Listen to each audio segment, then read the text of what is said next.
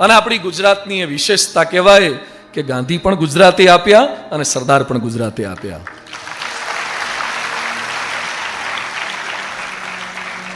સરદારનું statue પધરાવાના છે કેવડિયા કોલોનીમાં, ત્યાં નર્મદા ડેમ પાસે સ્ટેચ્યુ ઓફ યુનિટી. કેવડું સ્ટેચ્યુ છે? 182 મીટર સમથિંગ છે, બહુ જ હાઈટ વાળું. આખા વિશ્વના તમામ સ્ટેચ્યુ કરતા tallest statue in this world એ આપણા સરદાર પટેલનું ત્યાં બનવાનું છે. ભવ્ય, એની આર્ટ ગેલેરી બધું જ ભવ્ય છે. આપણા મર્યા પછી રાજકોટમાં એકાદી કચરાપેટીની બાજુમાં આપણો ફોટો બોટો મૂકે એવું લાગે છે કે ગટરનું નામ તમારું આપે એવું? રાજકોટની એકાદી ગટરને તમારું નામ આપે, કચરાપેટીને ક્યાંય? પાવરફુલ પર્સનાલિટી, જા પર્સનાલિટી વાળી. હવે પર્સનાલિટી એમ બને છે. આ લોકો કયા લેવલે જીવન જીવ્યા છે? ઓનેસ્ટી. સરદાર પટેલ જે કપડાં પહેરતા હતા એના જૂના ફાટેલા કપડાને સાંધીને સરદારના દીકરી મણીબેન પહેરતા હતા. સરદાર મૃત્યુ પામ્યા, એની પાસે બેલેન્સની અંદર 236 કે 237 રૂપિયા. નાયબ વડાપ્રધાન લેવલની વ્યક્તિ 1 રૂપિયાનો ભ્રષ્ટાચાર નથી કર્યો. તાકાત એટલે જનરેટ થઈ. અને આ જુનાગઢનો નવાબ અને હૈદરાબાદનો નિઝામ બે નહોતા માનતા ભારતમાં ભળવા માટે. રજવાડા ભેગા કરવા ખેલ છે. અને સરદાર પહોંચ્યા ત્યાં જુનાગઢના નવાબને સીધો કર્યો ને હૈદરાબાદના નિઝામને સીધો કર્યો.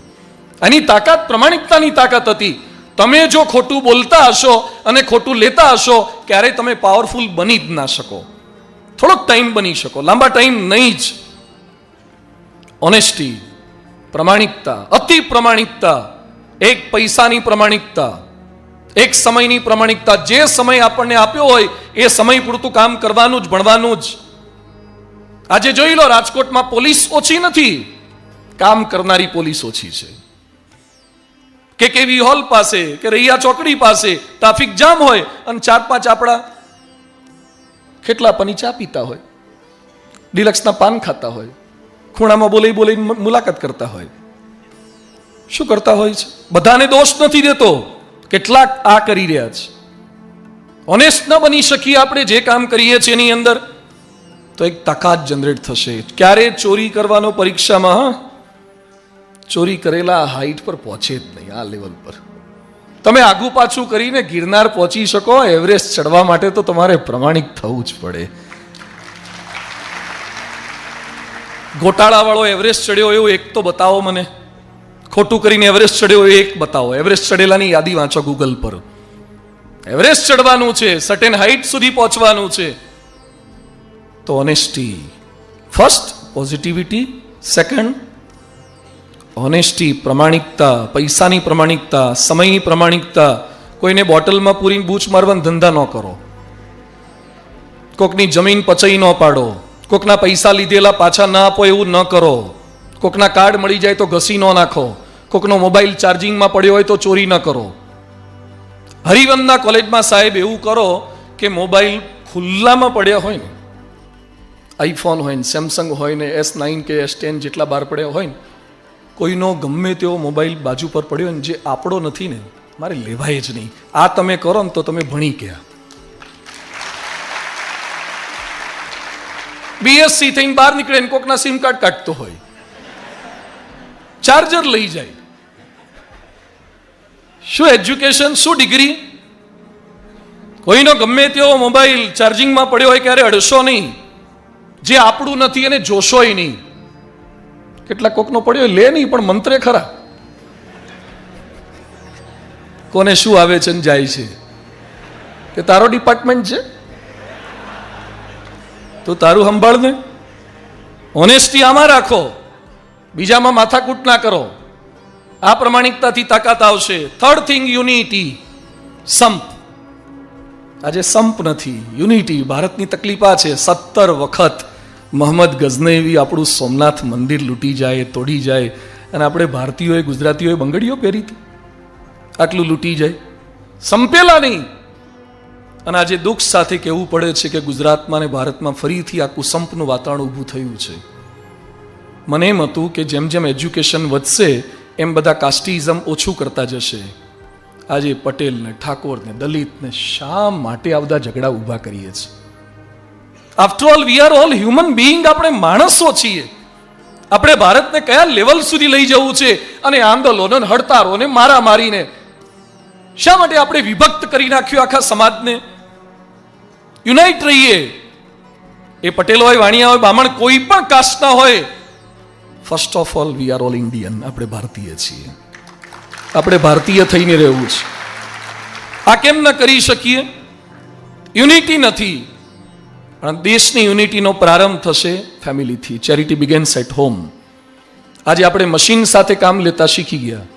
ડોક્ટર સર્વપલ્લી રાધાકૃષ્ણને સરસ લખ્યું છે, man has learnt how to swim in the water, man has learnt how to fly in the sky, man hasn't learnt how to walk on this earth. આપણે પાણીમાં તરતા શીખી ગયા, આકાશમાં ઉડતા શીખી ગયા, પણ પૃથ્વી પર માણસની સાથે ચાલતા શીખી શક્યો નથી. તકલીફ આ છે. રાજકોટમાં છૂટાછેડાના કેસીસ કેટલા છે? પહેલા આપણને એમ હતું કે એરેન્જ મેરેજ થાય એમાં તકલીફ થાય, લવ મેરેજમાં જલસા જ હોય, કારણ કે પસંદગીના મેરેજ હોય, એમાં શું તકલીફ થાય? અને હવે રેશિયો જોજો, એરેન્જ મેરેજમાં વધારે છૂટાછેડા થાય છે કે લવ મેરેજમાં. શા માટે? સમજી નથી શકાતું, યુનાઇટ નથી રહી શકતા. મારી પાસે એક ડોક્ટર આવ્યા, મને કે સ્વામી મારો હાથ જુઓ તો. તમારો હાથ? હું તો એન્જિનિયર છું, હું ડોક્ટર તો નથી. એ તમારો હાથ મને કે જોવા તો ખરા. અહીંયા જોયું ને તો નખ ભરાયેલા હતા આમાં.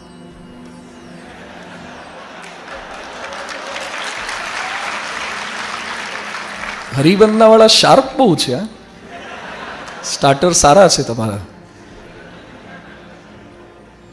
એને નખ ભરાયેલા. ત્યારે બધું આ શું થયું? મને કે મારી ઘરવાળીએ નખોડિયા ભર્યા. આ તો બહુ કહેવાય, ભારે કહેવાય. મને કે ભારે તો ક્યાં બતાવ્યું, એ તો પાછળ છે.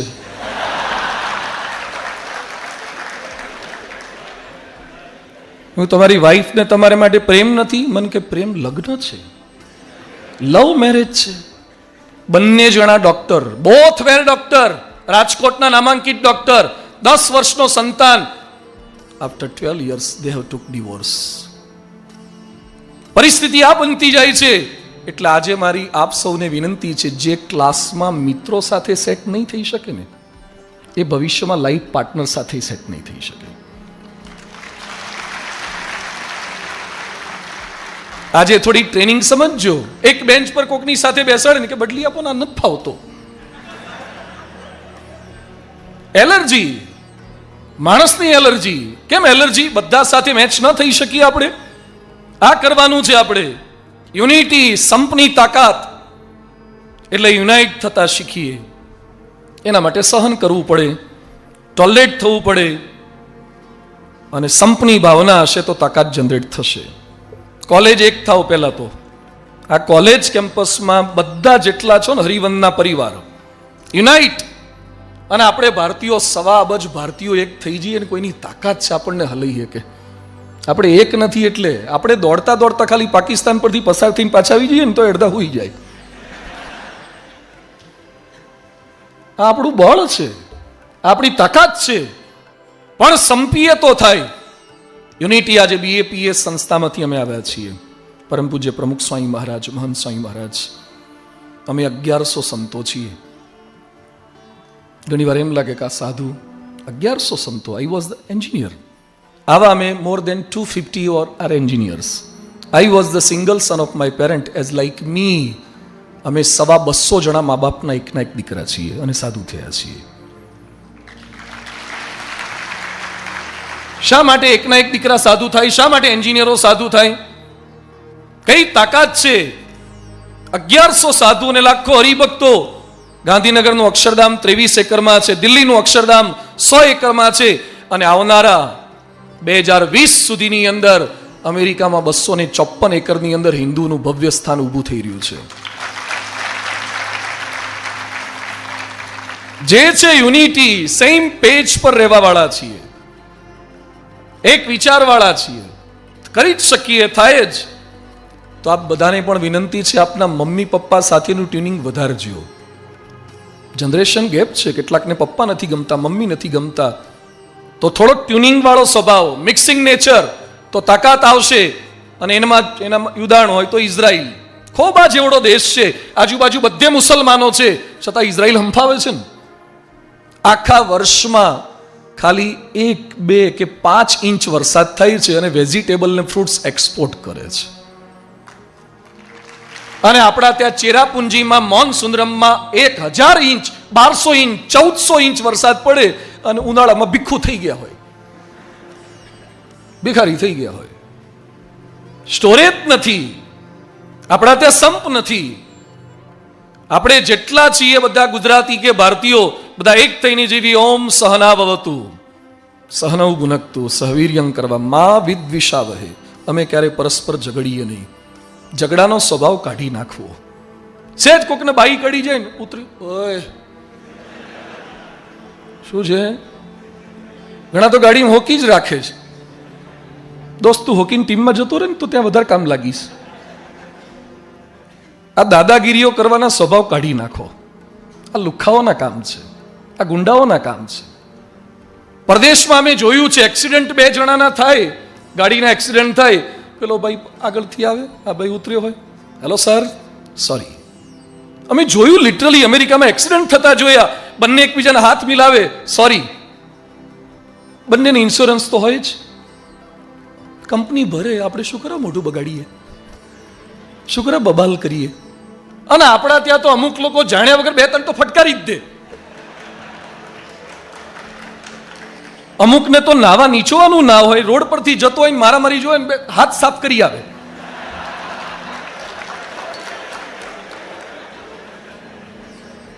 આપણા ત્યાં સારું કામ થતું હશે ને ત્યાં માણસો ભેગા નહીં થાય. ક્યાંક ખરાબ થયું હશે ને તરત બાઈક મૂકીને, ઓય શું છે શું છે, તું તારું કર ને પહેલા. શું છે વાળા, થોડા યુનાઇટ થઈએ, નાની નાની બાબતમાં બબાલ ના કરો. આ રાજકોટનું કલ્ચર બની ગયું છે.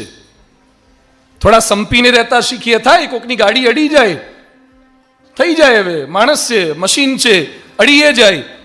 કોમ્પ્રોમાઇઝ કરવાની ભાવના, જતું કરવાની ભાવના તો પાવરફુલ પર્સનાલિટી બનાવશે.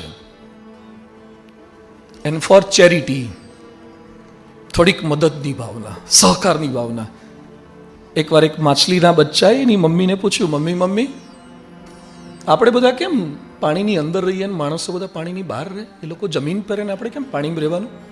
માછલીએ સરસ જવાબ આપ્યો કે જે ફિશ હોય એ પાણીની અંદર રહે, જે સેલ્ફિશ હોય ને એ પાણીની બહાર રહે. ફિશ હોય નીચે રહે, સેલ્ફિશ હોય ઉપર રહે. We all become selfish. કોઈ પણ ધંધાની વાત કરે શું કે મારા કેટલા ટકા, અને કોકનું બગડતું હોય તો આપણે કેટલા ટકા.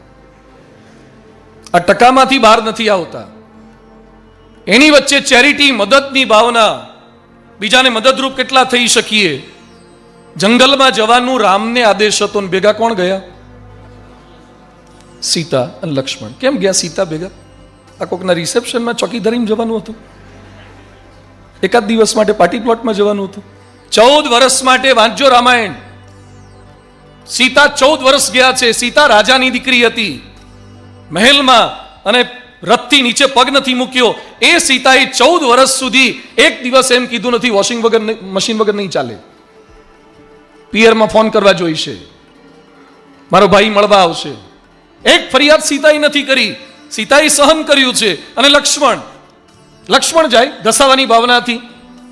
14 વર્ષ લક્ષ્મણે સેવા કરી છે એના ભાઈ ભાભીની. આજે સગા ભાઈ માટે ખેતરનો એક શેઢો જતો નથી કરતા, ભાઈ માટે 5-10 રૂપિયા જતા નથી કરતા. નાની નાની બાબતમાં ઝઘડા કરીએ છીએ. લક્ષ્મણ 14 વર્ષ સુધી જંગલમાં ગયા છે. અને લક્ષ્મણ કરતા વધારે ધન્યવાદ તો એની ઉર્મિલાને આપવા પડે. એના પતિને ભાઈ ભાભીની સેવામાં જવા દીધા. આજકાલની ઉર્મિલા જવા દે? રાજકોટ રહેતો હોય તો એક તેલનો ડબ્બો નો ગામડે જવા દે, ફટાકડાનું એક બોક્સ નો જવા દે ભાઈ ભાભી માટે, એના છોકરાઓ માટે. એ બધાની વચ્ચે ઘસાવાની ભાવના. જન્મદિવસની પાર્ટીઓ કરો છો ને બધા. હમણાં એક યુવક મને મળ્યો તો, મંદિરે રિક્ષા ભરીને બિસ્કિટ ને આ બધું લઈને આવ્યો. મેં કેમ? મને કે આજે મારો જન્મદિવસ છે. બધું કેમ? આ મને કે સેલિબ્રેશનમાં આપણે ખાઈએ એ જન્મદિવસ નથી. આપણા જન્મદિવસે ગરીબોને, જરૂરિયાતવાળાને જમાડીએ ને એ જન્મદિવસ છે. થોડાક આપણા જન્મદિવસના કોન્સેપ્ટ બદલી નાખો. આપણે એકબીજાના ઉપર કેક ચોપડીએ, આમાં મોઢે મોઢે બધે પાર્ટીઓ કરીએ, શેમ્પેન કરીએ, અને જન્મદિવસના એટલા લોકો સુધી મદદરૂપ થઈએ. કેટલા મદદરૂપ થયા આપણે? બિલ ગેટ્સે પોતાની મિલકતના 27 અબજ ડોલર ડોનેશનમાં આપ્યા. મૌલેશભાઈ, 27 અબજ ડોલર આપી દીધા છે. વોરેન બફેટનું વાંચજો લાઈફ, એને કેટલું ડોનેશન આપ્યું છે. અને આપણો કોહલી